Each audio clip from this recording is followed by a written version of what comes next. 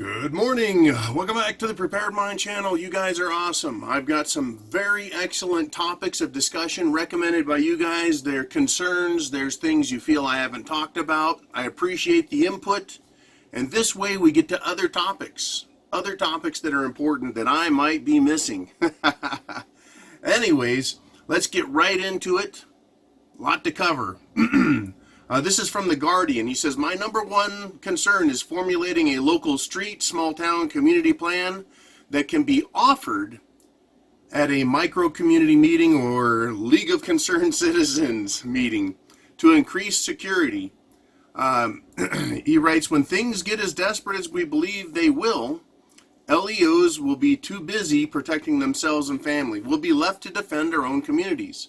I believe in a serious or prolonged SHTF situation. That's very, very possible. So he writes, having spent all of this time prepping, like it or not, we will be in the best position to offer sensible, effective suggestions to protect our communities. I'm making progress in my preps, but concerned about neighbors. I am going to agree that if you're in a community, a neighborhood with lots of neighbors, and you don't have a bug out plan or some other place to go, you're going to bunker in. I believe it would be a great idea to have a sensible community protection plan written down. Some people learn from words, some people through visual demonstrations, other people from reading. So if you've got a community plan with, say, perimeters that you think would be the extent, right? Having that laid out ahead of time so you can explain it in an articulate, calm fashion at a meeting, a street meeting or community meeting, that would be terrific. Highly recommended. At the same time, by doing that, by going to the whole community and saying, this is what I think we should do, security is going to become a concern, or maybe security has become a concern because of violence.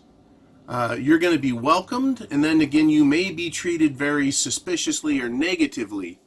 Remember, there's going to be people that they're going to say, no, we need to rely on the police, and we need to rely on the government, and you're a vigilante, and you're a wacko. So we have to remember that as good as our intentions are, people are still going to have their preconceived ideas about how life is supposed to work, right? Oh, we can't be vigilantes. What, are we going to be judge, jury, and executioner? There's people that won't get it, even in the face of shit hitting the fan. So we need to be prepared for that as well. Preparing a plan for the neighborhood. Understanding, if you can, to the extent you can, which neighbors you can rely on. If they are large, athletic, vets, people that have really strong will, and you know they're probably on your side, you can look to them, right? If you know some lady down the street is a hard charger, she's out there every weekend, just say manicuring her yard, you know she's dedicated and puts time into it, she's going to be allies. Learn who your allies will be, right? It's really important. But yeah, it's also highly questionable, will you make yourself a target if you live in a neighborhood full of people with soft underbellies? It's going to be tough, no matter what. Let's see, moving on. Kevin writes, following up with Guardian's question, if you live in a small town that you believe to be a great small town to survive the collapse, why not spread the word about your area among the followers of the Prepared Mind?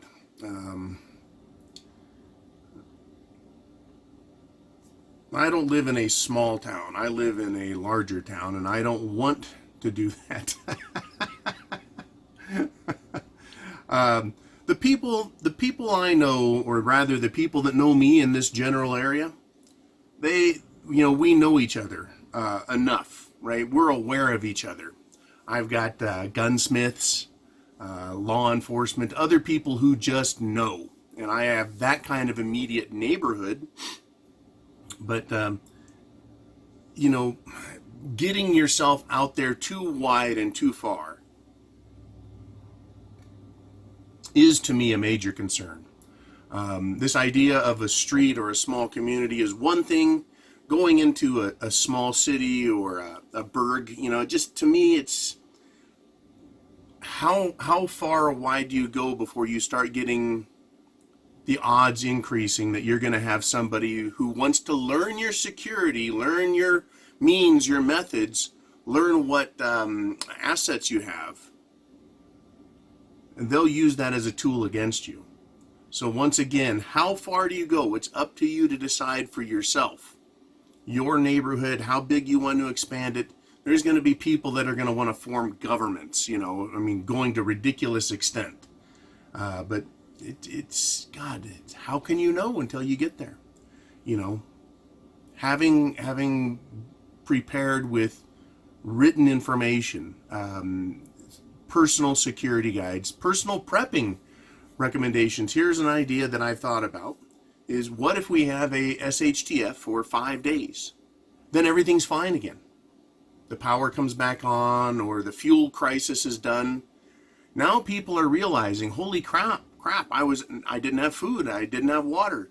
You may want to have a prepper's guide on a piece of paper to hand to your neighbors and say, remember what happened last week? Get prepared now, because it's probably going to happen again. Christopher writes, my biggest concern is when SHTF, how living in an apartment in the populated suburbs will look.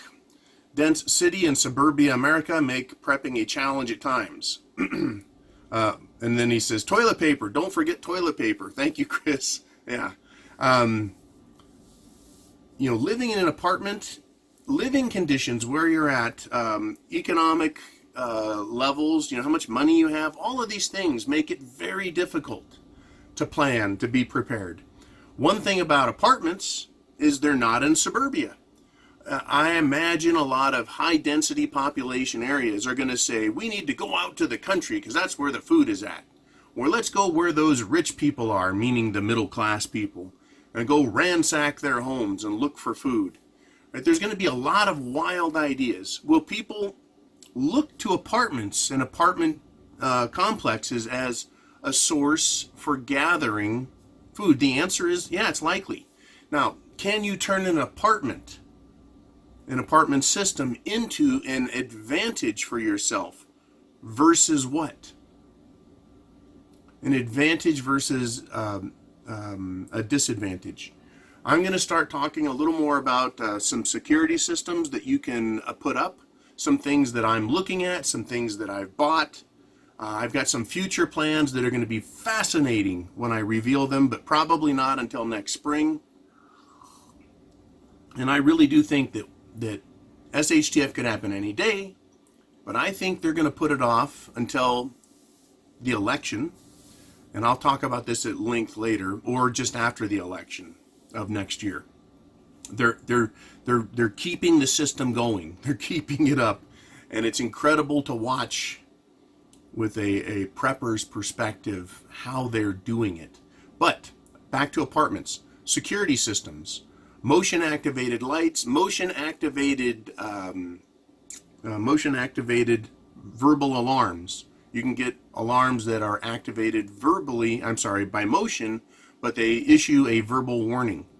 Like, get the hell out of here, I see you, you're going to get shot if you don't leave. You can use an apartment to your advantage. One of the nice things about an apartment, it has one door. You only have to worry about one door. You don't have 2 doors or 3 doors, a giant backyard, fences, side yards. You don't have to worry about all that stuff, right? So you're in a smaller, more confined space. Disadvantage, big advantage is you have less points of entry which you can be attacked from. Also, knowing the lay of the land, you may have a 2nd-story apartment. You've got an elevated view of the area, more defensible. You could have an internal hallway, which again cuts down on the entry path that bad guys can take. You only have to worry about one direction. So there's a lot of advantages. You just have to look at your area and decide what they are and plan for them accordingly.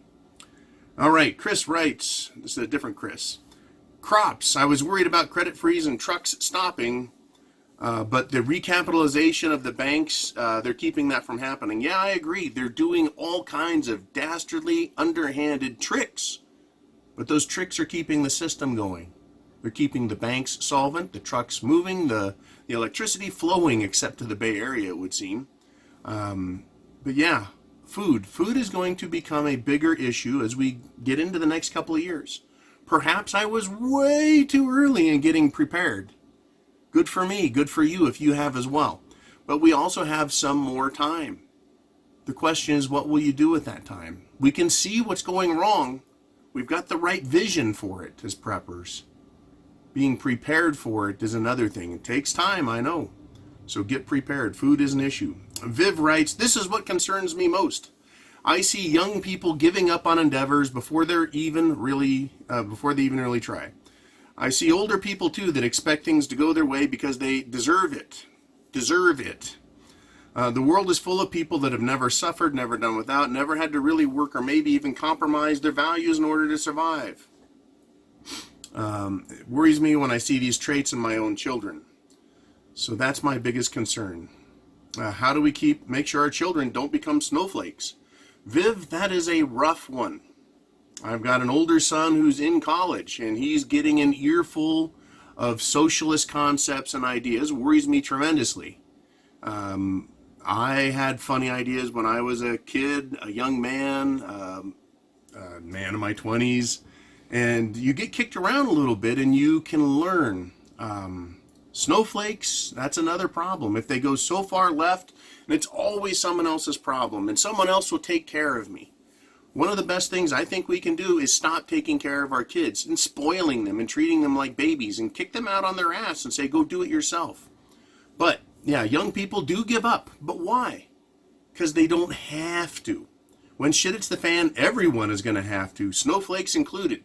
That's why I believe they're going to become one of two things: suicidal, or they're going to become violent, ignorantly violent. In other words, they don't know what to do. They just know they need to start hurting people to take other people's stuff. I really think that these SJWs and snowflakes are going to become violent if they don't just curl up in a corner and cry themselves to death.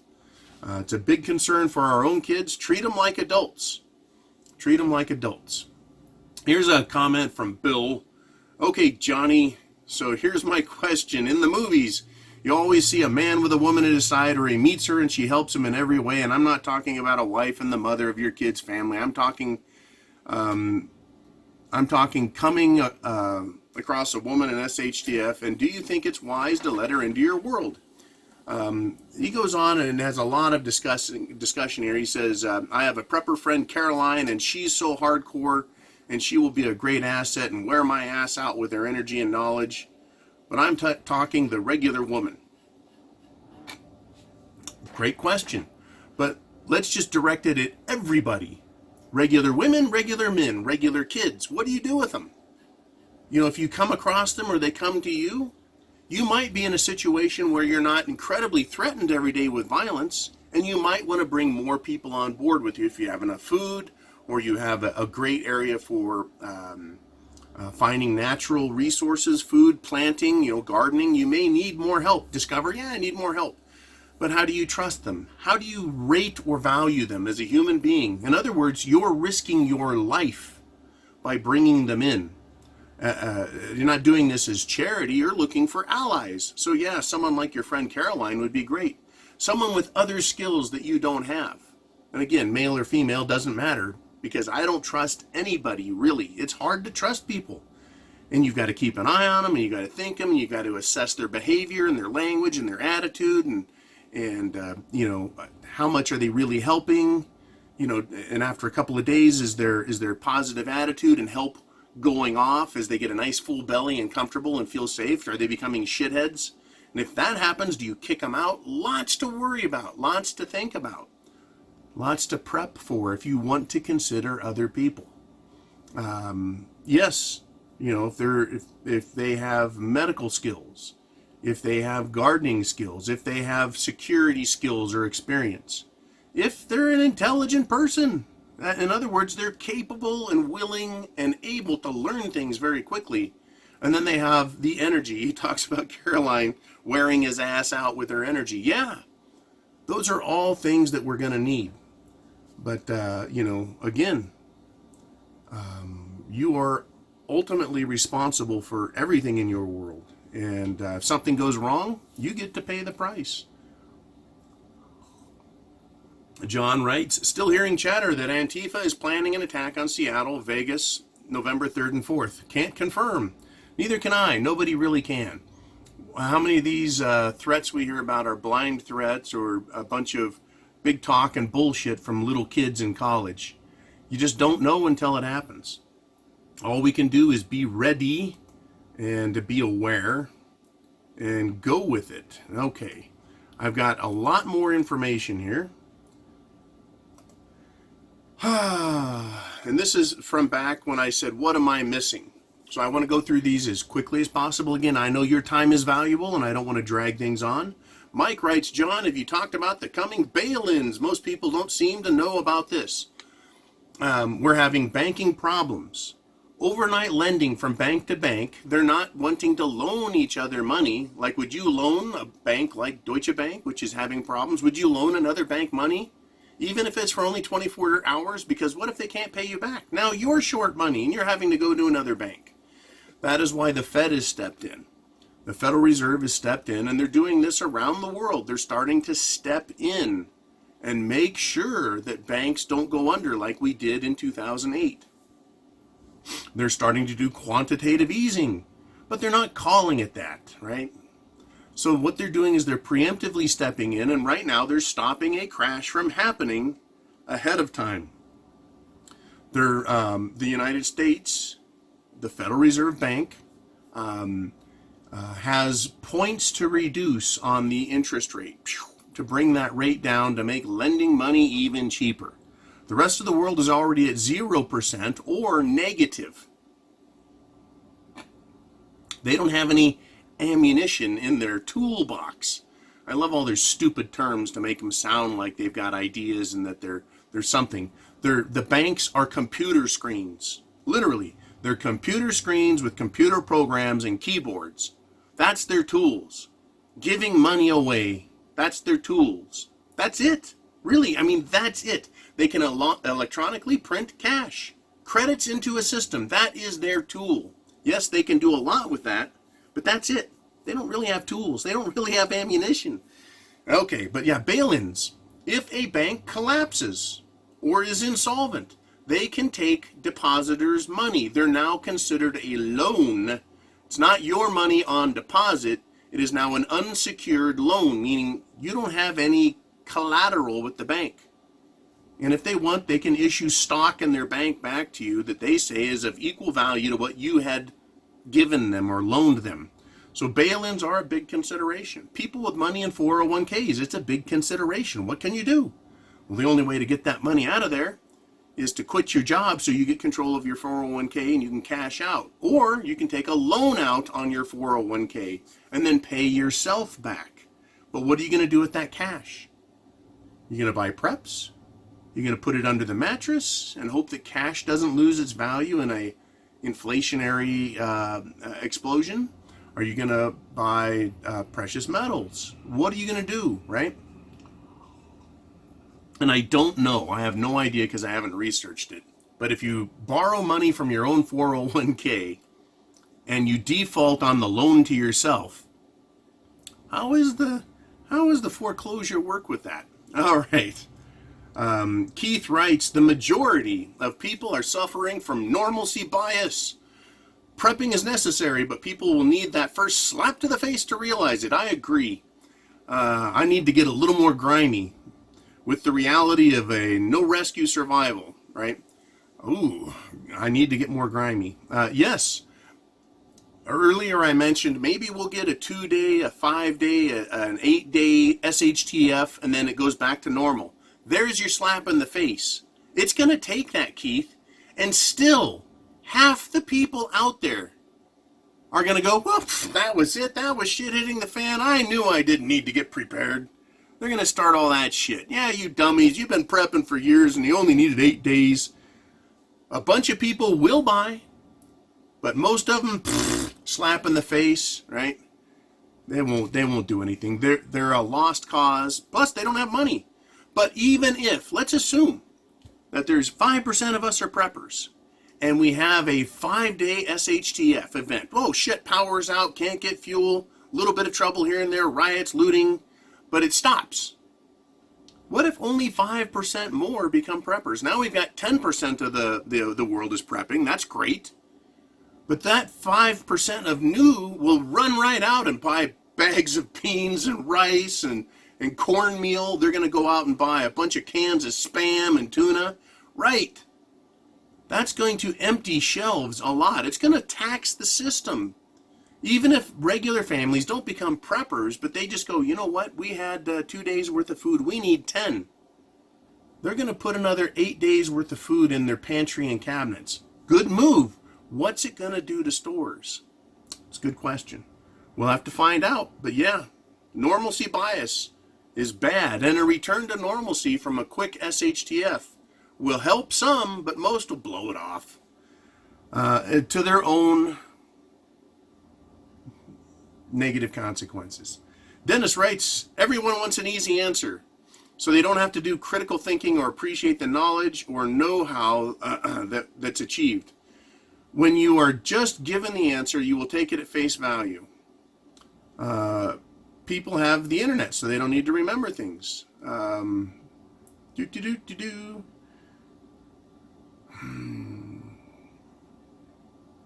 Yeah, until we get enough people filled with the knowledge of how pigs keep changing the rules to suit themselves on the animal farm, we will never appreciate the moving goal post of SHTF. That's true. It's an ever-changing political, social, legal, economic, military environment we're observing. That's why I continue to talk about what's going on out there and seeing what changes. What is changing? You know, what is changing? It's interesting to see what is changing, the prevailing attitudes, how we're moving into a partisan war situation with the impeachment, the political hatred, the concept of a purge coming, you know, vigilante stupidity on the streets where people want to punish other people for what's going on in Washington, right? Like they're going to change the world. We're going to see that stuff, and it's changing. The dynamics change, and we need to keep that. And there is, because of that, because it changes so much, there is no easy answer. But the easy answer is something bad's going to happen. Food, water, shelter, clothing, medicine, means of self-defense.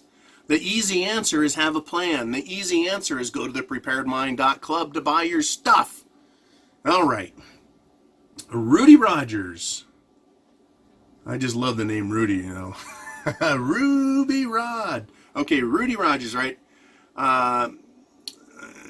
It's like being on a barroom brawl and you're the only bouncer. Breathe, center, and before engaging, reach out internally to your God being of power, then release. Somewhat cryptic, I know, yet what I'm trying to say to answer your question is perhaps add a little spirituality to the mix. Not knowing what your beliefs are, but I notice some people are bringing a lot of spirituality into their SHTF prepper repertoire.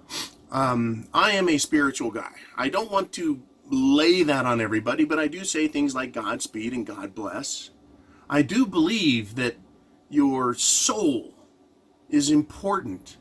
You know, your raison d'etre, your reason for being, your internal goodness doesn't mean you're a pussy.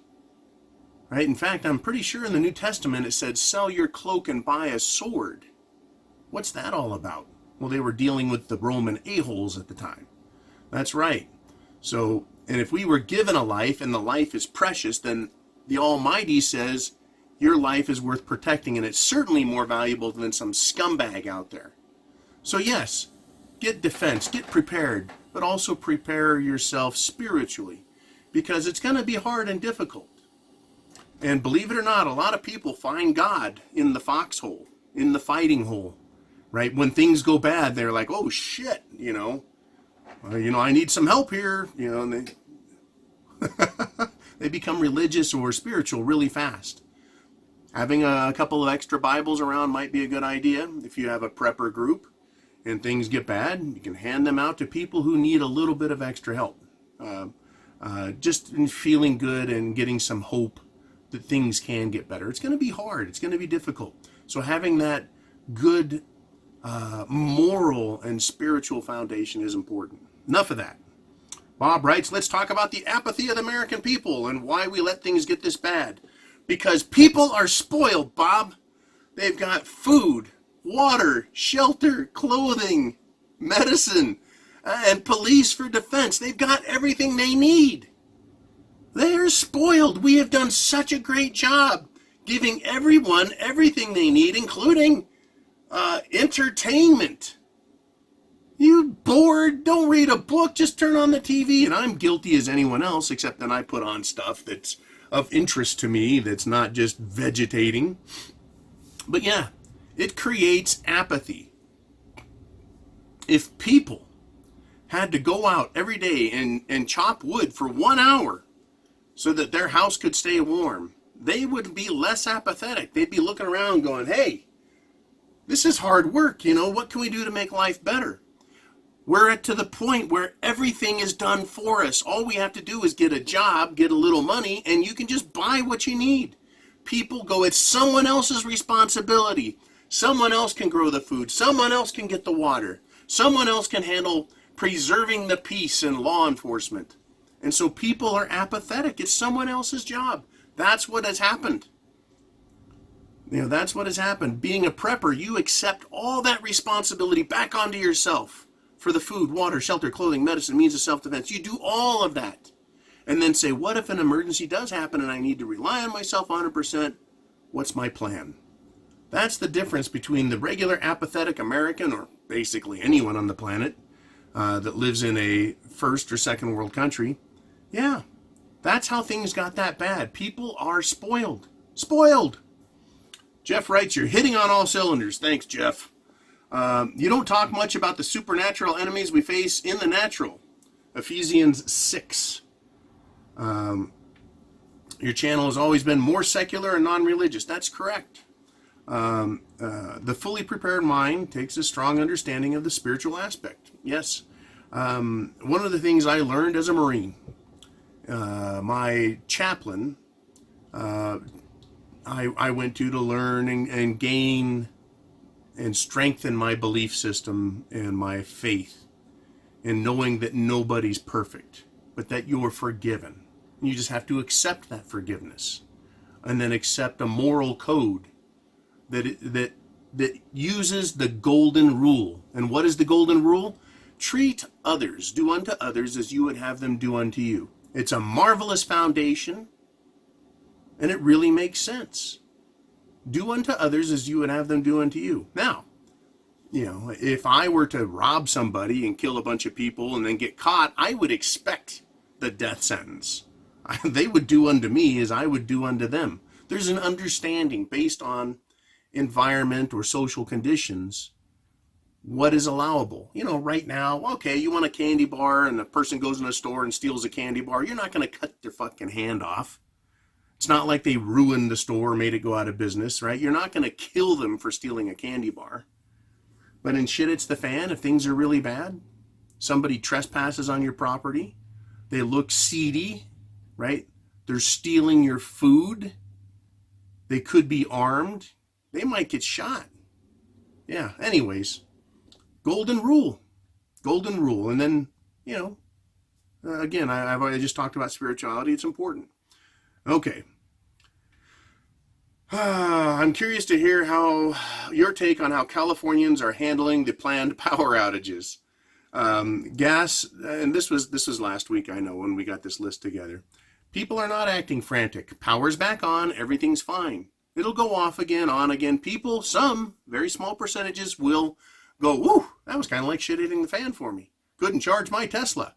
I realized my solar panels don't really work on my house. They feed into the power grid. And then the power grid's shut down. So they don't do any good. It's making people think a little bit. It's going to wake up a small percentage. People aren't freaking out. They think the government's here to fix us. They're a bunch of apathetic, spoiled babies. Anyways, your concerns on here are fantastic because I'm getting to them. Let's see. TSGT Redneck. Big storms coming on. Yeah, they're going to start catching people by surprise. We're having these, if you remember, they're Arctic vortex or or polar vortex. That was it. We're going to get more polar vortexes and more mega storms as these dickheads manipulate weather and screw with the system. Yeah, we're going to expect to see it. And there have been times past, way before technology. There was something called a mini ice age. After a mini warming period where they're growing wine grapes in England, Greenland was actually green, not covered in a giant glacier, right? There is also a mini ice age. The canals of Venice, way down in Italy, were freezing, right? They froze, the Thames froze over all the time in winter, 400 years ago, 350 years ago. That can happen. And it doesn't have to be man-made and man's fault. I just think that they're helping things along with some of their stupid experiments. Okay. Iowa Farm Boy writes, the NOAA and Homeland Security are going to start running false flag alerts this winter on the emergency alert system. They're tracking our response, movement, consumption activities as a group. Yeah, I believe that that's correct. These people want to know what we will do and how we will react. They want to control us. They have a continuity of government. And so it's important to stay calm, realize they're playing games, be prepared. We're already in the right place. Maximus Johnson writes, John goes above and beyond. Much gratitude. Thank you, Maximus. Bonnie Blue writes, John, as to news you may have missed, search Extinction Rebellion. This is another group of first world wackaloons currently disrupting economic activities and threatening to shut down governments. They make Greta Thunberg look sane. Yes, these are the type of people that have been around a long time. I think they're growing in numbers. I think that leftist, communist, climate, Extinction Rebellion wackos are out there. And they're becoming more, shall I say, violent or more aggressive. They're more willing. Some of them actually want extinction of the human race. They believe they're a human whose job it is to cause extinction, to cause problems, to cause shit to hit the fan, right? Because humans are bad, right? If Greta Thunberg wants to just stop, taking care of the world. Other people just want to wipe out humanity altogether. They're absolutely nuts. Okay. Michael Scott Carpenter, you're the most well-rounded channel we watch. Thank you, sir, very much.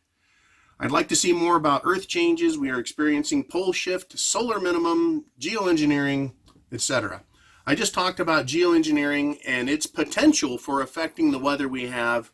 And maybe if we're going into a major cooling cycle again, we warmed up, 1 or 2 degrees, we could cool down 5 or 10 degrees. Yeah, it could have disastrous effects. And they could exacerbate it with their geoengineering efforts. There's a pole shift, a magnetic pole shift that has been continually going. The North Pole is not at the North Pole, magnetic north anyways. Magnetic north is off several degrees, and it's continuing to move from the North Pole proper towards Norway. Towards northern Russia. It's heading that direction. So if you've got a compass for wayfinding, direction finding, you may want to take into account that magnetic north is off. Solar minimum, yeah, the sun cycles, I think, are what cause the weather changes I've discussed with heating and cooling over the last, 1,000 years. How about 5,000 years? How about 12,000 years? You can go back and go, oh yeah, Northern Africa, Egypt was once green and lush because of weather patterns. You can tell by the erosion there on the Giza Plateau, the pyramids and the Sphinx and water erosion. Yeah, from a long time ago. Alrighty. Wife says, ask him about Hillary jumping back in the race. She has stepped back into the race, and Tulsi Gabbard, who I don't like her ideas fiscally, because she's a Democrat. She has a lot of socialist ideas, but she at least seems to have some honor and some fortitude, and she's able to articulate her position. She's attacking back at Clinton. She's calling her all kinds of nasty names. It's funny as hell. They're going to tear each other apart, which I'm all for. They need to tear Clinton down and get rid of that old nasty hag. If they do not, that old nasty hag is going to get back in the race if her health even allows her. Remember 4 years ago, she was coughing. She had a hole in her tongue. She passing out, getting dragged away by her arms and thrown in her little medical van. She had doubles, literally body doubles, conclusively proven to be body doubles. As far as I'm concerned, it was conclusive. She could make a run back at this, and she is a witch, an avowed, practicing witch. Not that I have a problem with witches, but I have a problem with witches like Clinton. I always liked the movie, the show Bewitched when I was a kid. Maybe that's why I think there's probably good witches like Glinda, the White Witch of the North from Alice in Wonderland. No, not Alice in Wonderland. Gee, many crickets, right? Wizard of Oz. It's very possible Hillary Clinton could take a run at it.